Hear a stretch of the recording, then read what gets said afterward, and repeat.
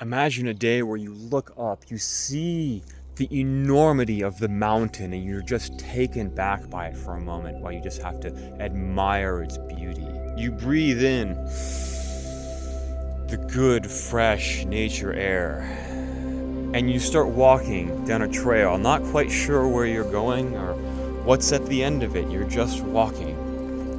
And as you're walking down this trail, enjoying yourself and the beautiful view, you look down beneath a tree and see a giant red mushroom.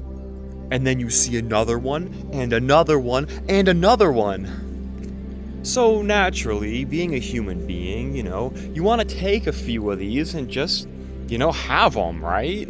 But you don't really know what to do. You just like the mushrooms. They're beautiful. So you grab them. You don't take all of them. Maybe you take a few, put them in your bag, and you just want to have them for later. Now, if you're out picking these big red Amanita Muscarias, they're real easy to identify. They're just giant red with white spots on them. Now, there are some versions that are like orange, and there are some versions that are yellow. I would really recommend just sticking to the red because it's pretty hard to go wrong if it does have those white spore spots on the top of it and it's fully red. Almost for sure it's an Amanita. Make sure it has a little skirt there on the bottom, and the gills should be perfectly white. So if you're able to identify it and you take it home, what should you do? Well, you gotta dry it out first, because if you don't, that mushroom fresh out of the ground is gonna rot within just a few days if you don't dry it.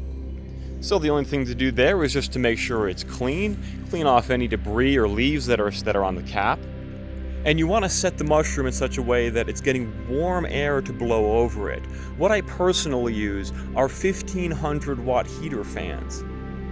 Position the mushrooms so that the warm air will blow over the mushrooms for a long time and stay relatively in the same spot so it can get a little bit more buildup of heat. Make sure there is a way for air to escape as well in order for the liquid to evaporate out. And then you're just going to wait about 24 hours, and the next day you'll have a fresh dried mushroom. And what you do with that mushroom is completely up to you. You could frame it and put it on your wall.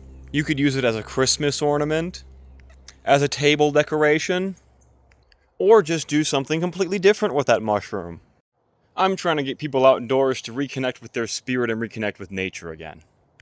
If you'd like to see me foraging live in the Pacific Northwest this year, follow me on Kick at the Amanita Warrior to watch every day my live stream.